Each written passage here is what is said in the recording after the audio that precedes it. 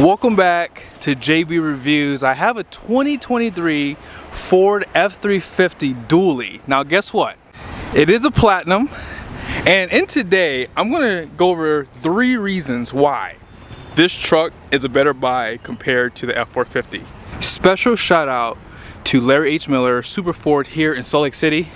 They did allow me to do this video, and if you are in the market, I'm not sure if this truck is available, but hey, it didn't hurt to call. Let's get into the video. Now, here's the window sticker. I've never done a video for a platinum dually, so as you guys know, I'm going to show you the payload, so I like to show this too, that we have a good idea what the payload is with the options that are added to this truck. So this one does have the standard output power stroke, which is surprising on a dually, but hey, some people don't really care to have all the power.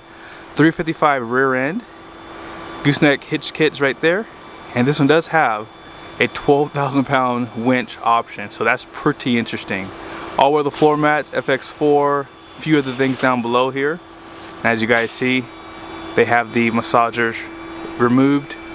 Destination came at $19.95 with a total price of $99,600. Now I'm pretty sure you guys are wondering where that winch is. They do install that here at the dealership. They do not install that on the factory line. I was pretty surprised by that, and I've done a couple videos on it. But let's go ahead and get into the first point. The reason why I think the F350 is a better buy over the F450 is pricing. Yes, you heard that right. I'm pretty sure a lot of you guys knew that was going to come up first. But we got to put a pin in the pricing right now because there's a reason why it's a lot cheaper. So we're looking at 2024 pricing right now. Right now, an F450 costs $93,535. That's base price for a platinum. A 2024 F350 dually is going to be $81,145. So if you're not good with math like me, I did write it down, is $12,309 in difference. But again, we have to come back to that in a second. It seems like a lot of money, but it's not a lot when I go over it in a second. But yeah, up front, if you like the platinum, this is what you're gonna get. You're gonna get a really nice grill. This grill does resemble what I've seen on a King Ranch. And I wonder why they keep changing the grills on me, because I just noticed it until just now. So the King Ranch has a different grill than the Lariat. This truck has a grill very similar to the Lariat, but yeah, this is definitely the King Ranch grill. So if you go back and watch some of the videos, you'll see that this grill is slightly different from other platinums. Now, they don't give you active grill shutters for the dualies, and that's including the F450s. But I do like the platinum because it gives you more like this polished look here.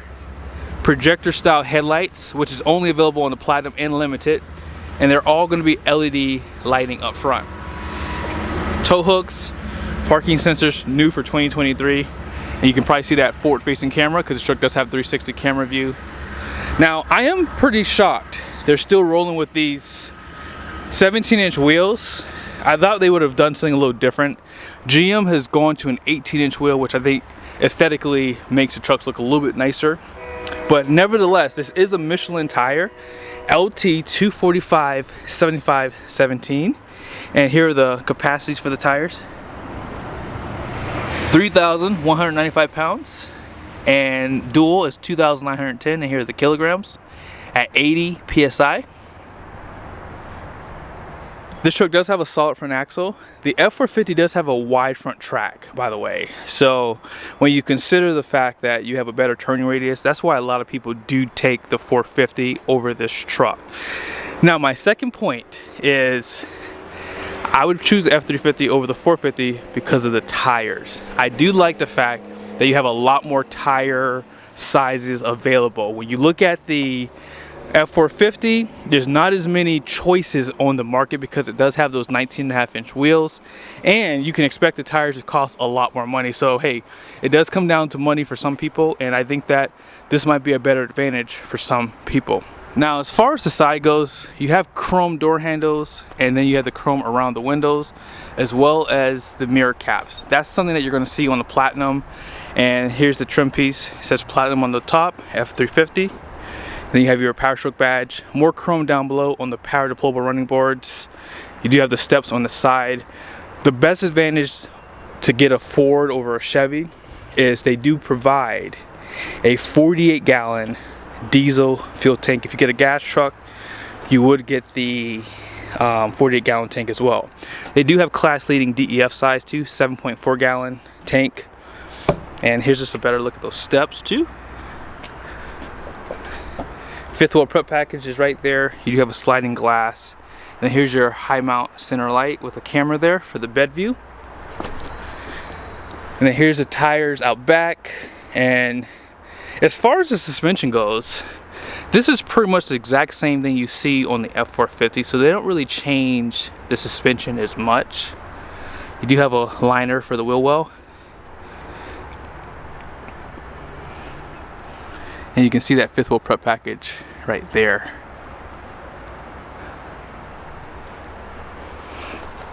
FX4 package was added to this one, which gives you like skid plates on the bottom. Now with the Platinum, this is why I would choose this over the Lariat. I don't really care for this trim piece out back. However, you do get a power gate up and down, and that's good for my wife. I mean, my wife, you know, if she's ever, you know, putting the tailgate up after I pull from under our fifth wheel, it's just nice for her to be able to push a button and it goes back up. Also, I'm one of those guys who forget to put the tailgates back up sometimes, and this does have sonar built in to the top of the tailgate, so when it's down, you have that function to be able to protect this from getting damaged. Also, backup cameras right there.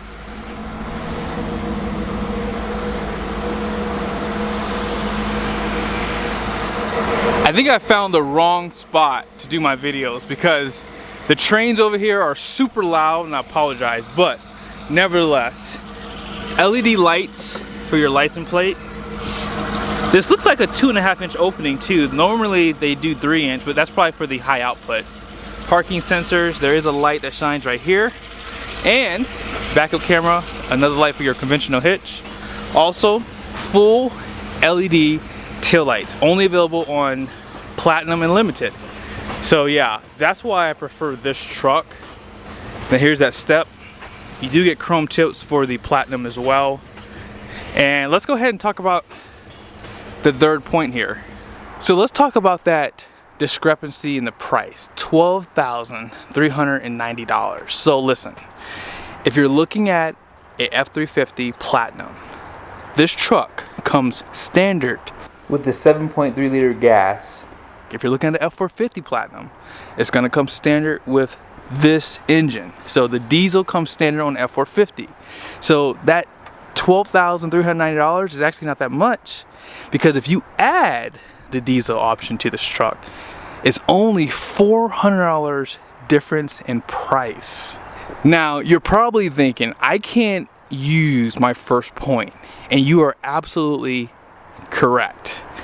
The F450 is a better buy if you're considering price, because for $400 you get 19.5-inch wheels and tires, you get a wide front track, you do get larger brakes, and you get class leading towing capacity. So the diesel comes standard. If you know you're gonna get a diesel, the F450 is obviously going to be the choice of truck. I probably would not buy an F350 over an F450 personally, but there are some people who don't really need a 450, and this is a better truck for them. So let's keep going. This engine does still have class-leading horsepower when you consider GM and Ram. 475 horsepower.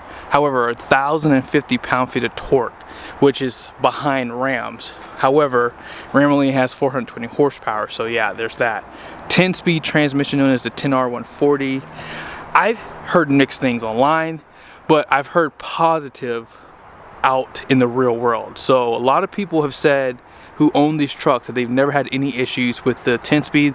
The only consistent issue that I've heard was clunkiness sometimes. Sometimes it's a little clunky, but it depends on how you use your truck. If you're doing some towing and you unhook, sometimes that transmission's torque converter can lock up and it could be a little harsh sometimes.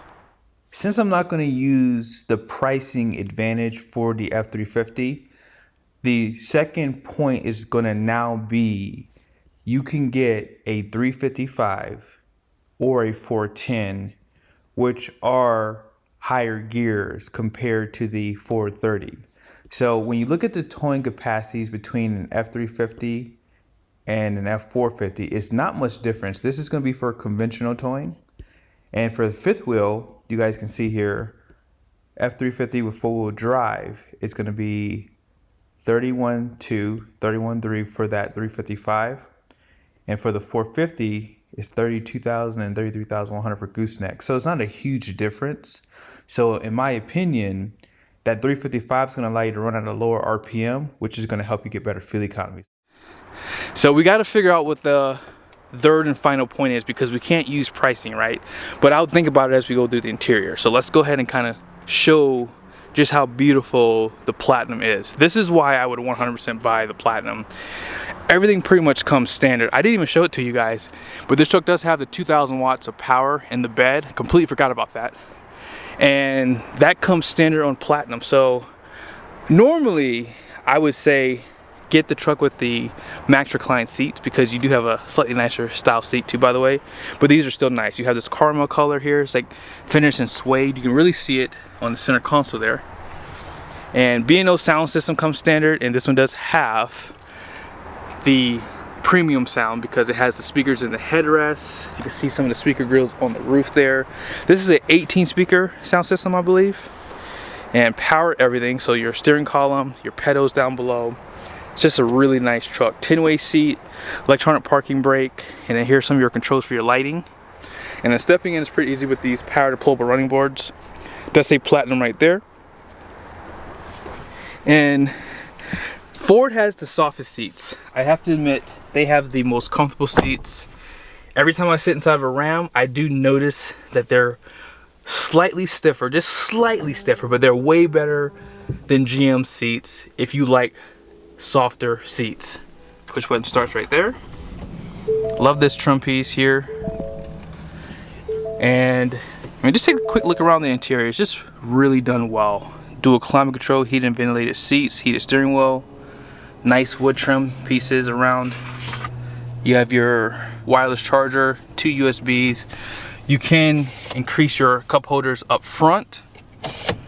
I'd already kind of showed this to you, but this is a little bit of storage in the center. They have 2 USBs Type-Cs in here with a light. And, you know, large 12.3 inch screen here. 12 inch right here. You can pop on your camera so you can see that 360 camera view. And as I said earlier, you do have a bed view camera. You have this camera view, which is helpful for sitting down the side of the truck here. There is no camera for this rear view mirror like Ram and GM trucks though. This is how you control your panoramic sunroof. Those two don't have this, so they cannot compete. And I think that, you know, if Ford was just a lot better with building their trucks, I would have probably fell in love with the Ford truck and never gone back to any of them, because this right here is a big selling point. I love big sunroofs because we live out here in the mountains, and it's nice to be able to like look up at the mountains out of the roof. Now I have to give a shout out to Rocky Road. He has a YouTube channel. He actually has the new Ford truck too. He buys a lot of trucks like I do. Probably buys way more trucks than I do, 100%. But I learned this on his channel because I watch his channel every once in a while, and he had this view up, and I had to give him a shout out because I did not know you could do this. And yeah, here is some of the gauges that you're able to see. You can actually change it to some of the temperatures. You can see these, or you can just go full general measurements. Love that Ford allows you to do this. And I have it in tow mode right now. If I put it back in, let's put it in normal mode. Let's see if it changes the gauges. So yeah, it does change the gauges. So if you're in tow haul mode, you can basically have the gauges set up like this. And I'll be honest with you guys, this is just game over. Like Ford just absolutely wipes the floor with Ram and GM right now. This is the best. Having this view really does make me want to buy a Ford truck. I mean, because hey, when we traveled full time in our RV, I always had this menu up on my Ram, but I just like how they do the RPMs. It's just done well. It looks really cool. Kudos to Ford. Now this truck does have heads-up display, which is standard on Platinum. And I do like what they've done with it because, as you guys saw, if you put the truck in tow mode, it will actually change this screen too. Now you have to set it up to do it, I believe, but yeah, you can pretty much see there. They show you a few things like the miles per hour, outside temp, and the time. Now, I was going to use this for my third and final point, but I'm not going to. I have something else I'm going to use. But if you get an F450, they do not have tire pressure monitoring system. The reason why I won't use this is because I don't really like tire pressure monitoring systems because they don't allow you to customize it for a different tire. If you want to upgrade your tires, there's no way you can use a tire outside of the specs for the truck. So yeah, personally, I would like to see something different there, but I do like the fact that the truck has it because most people who are going to be buying these trucks, they're not going to probably do any modifications to it, so they'll prefer to have tire pressure monitoring system. Let's go ahead and check out the rest of the interior and let's get to the final point. So on this side, 10-way seat, and here's just a better look at this cover. It says Super Duty. This does open up for more storage, and this truck cannot be used for a truck camper, by the way, because there's a camper package that you have to add for that to work. Out back, here's some of the floor space, storage for the seat backs, and below the seat, this is collapsible. They did revise this a little bit, and I think I like the old style better. This one seems to be a little bit more cumbersome.